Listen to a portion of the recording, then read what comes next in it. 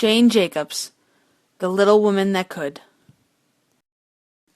Ferocious as a lion, but with the diminutive stature of a mouse, Jane Jacobs roared onto the urban renewal scene in the early 1960s, bringing down architectural Goliaths with David's tiny sling of common sense and reimagining the city in terms of what it already was, a living, breathing organism.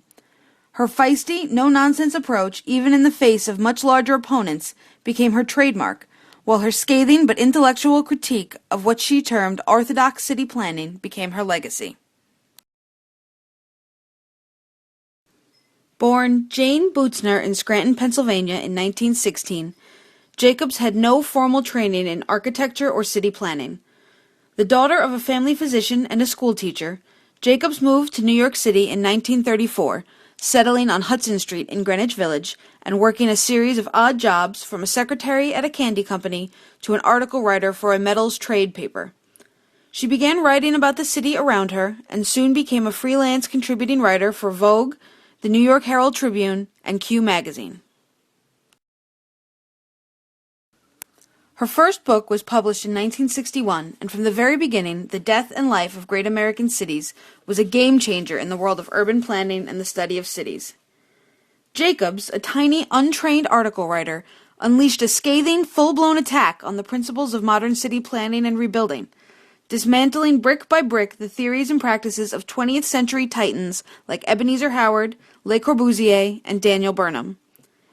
Jacobs' radical theories and critiques were built from her own common-sense experiences and observations of the city, and were intertwined with relatable anecdotes and examples, making the intellectually elite world of city planning accessible, while igniting a firestorm of criticism aimed at reinventing the way the world viewed cities. Jacobs believed that the curse of modern urban planning and rebuilding was actually destroying the lifeblood of the city, and that planners and architects were scientifically dissecting the essence of the urban experience. She began her crusade with what she believed was the start of this urban planning disease, Ebenezer Howard's Garden City. Howard, appalled by the putrid, overcrowded, disease and crime-infested slums of late 19th century London, proposed a radial, decentralized series of smaller cities aimed at separating programs into zones for industry, residence, commerce, and culture, all focused on providing access to bands of open natural space. Jacobs eviscerated Howard, saying he set spinning powerful and city-destroying ideas. She believed that by separating and simplifying uses, reducing the city to bands of self-containment, and supposedly predetermining the needs of the city, Howard exerted almost paternalistic authority over the city, and left no room for what she termed the intricate, multifaceted cultural life of the metropolis. Jacobs believed Howard was uninterested in dealing with the messy, gritty reality of cities, choosing instead to circumvent them or simply ignore them by creating a new, cleaner, subservient fantasy. The real crime, she saw, was that the majority of subsequent city planning and supposed renewal was based on Howard's thinly veiled rejection of the city itself. Le Corbusier's radiant city was no better, according to Jacobs, taking Howard's ideas and translating them vertically for higher densities. His bold, tall skyscrapers and diagrammatic planning was easily interpreted in an instant, and this simplicity was devoured by architects, planners, and developers as the future, irrespective of its failure to address the culture, emotion, and intricate interactions of a city. Indeed, Jacobs observed, this influence can be felt in that the vast majority of modern-day cities are crude carbon copies of Corb's radiant city, with the idea of renewal being bulldozing neighborhoods to erect low-income housing projects reflecting Corb's massive vertical superblocks situated in open green spaces. However, Jacob testifies, this typology disconnects humanity, transforming the interior green spaces and unpoliced upper corridors into havens for brutal crime, rather than fostering the sense of belonging and common civic decency found in more diverse, multi-use areas. Le Corbusier sought to maximize green space and the connection to light and air, but instead provided a cultureless, protected petri dish for the ills of a disconnected society to flourish. Just as unsuccessful and just as obliviously misguided, Jacobs alleged, was Daniel Burnham's City Beautiful. This effort to organize and plan culture in the form of grandiose monuments arranged along a mall or central boulevard, which would be surrounded or ending in park space, came from the success of the Columbian Exhibition in Chicago, and was adopted by many cities as a type of forced urbanity. However, these static, hyper-designed downtown spaces did not generally serve a function other than civic pride, and Jacobs observed that the city often decayed around them for lack of use.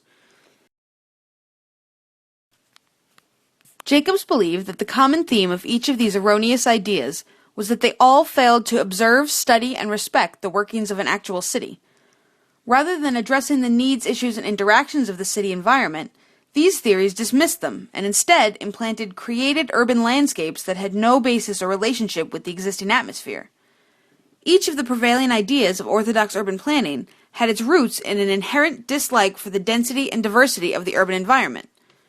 Grass and trees are not the keys to the kingdom, according to Jacobs, who was continually baffled as to why city planners and architects seem to believe that city people seek the sight of emptiness, obvious order, and quiet, when nothing could be further from the truth. Jacobs believed that it is precisely the gritty chaos, noise, density, and diversity that is the heartbeat of the city, and it is these influences that define the urban experience and create the unique and complex street ballet that powers the city. Jacobs proposed celebrating these complexities and utilizing the existing environment to its fullest potential through the adherence to 4 simple rules. 1. Districts should be multi-use, serving a variety of functions in order to assure and provide reasons for continual traffic. 2. Blocks should be short to allow for the opportunity of varied experiences. 3. Buildings of varying ages, types, and states of repair should exist closely together. And 4. There must be a high density of diverse people to foster intermingling and the idea of community. Jacobs believed that these 4 ideals would resurrect the cities destroyed at the hands of the modernists and reinvigorate the dull, lifeless, decaying urban landscapes. Throughout her life, Jacobs refused to be intimidated by the power or influence of those she felt were destroying her city. Perhaps her best-known arch-nemesis was the New York City construction czar, Robert Moses, with whom Jacobs tangled many times.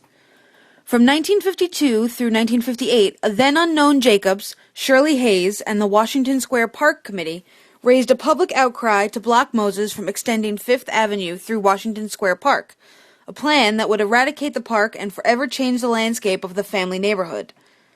Jacobs and Hayes succeeded in garnering much public support, including the backing of Congressman John Lindsay and area resident Eleanor Roosevelt. After an 8-year battle, Moses was defeated and Washington Square Park was saved. Jacobs and Moses came to blows again in perhaps their best-known battle when the planners sought to slice a 10-lane expressway across Lower Manhattan, obliterating neighborhoods like Soho, Chinatown, Little Italy, and Jacobs' own Greenwich Village, in favor of supposed expansion and renewal. Jacobs, who had become a household name through the success of her seminal book, vehemently and vocally opposed this assault on her neighborhood, and galvanized the public to stand in defiance of Moses's plan, by serving as the chairperson of the Joint Committee to stop the Lower Manhattan Expressway. She organized protests, rallies, meetings, and was even arrested during a 1968 demonstration against the expressway. Jacobs' efforts were triumphant, and she succeeded in halting the expressway plan, winning the battle and indeed the war against Moses, whose public clout never quite recovered from his losses to the diminutive rabble-rouser. Jacobs and her family relocated to Toronto, Canada shortly thereafter, and she continued her work as a civic activist, digging into the Toronto culture by helping to stop the Spadina Expressway from similarly destroying Toronto neighborhoods. She was influential in a number of successful urban renewal projects and continued her writing all the way up until 2004, publishing 7 books in all and countless articles. Jane Jacobs died on April 26, 2006, in Toronto, Canada. Her legacy of studying the city on its own terms has had an untold influence on the American architectural landscape. The battles she ignited are still being ferociously waged today, and her theories and charisma will live on long into the future.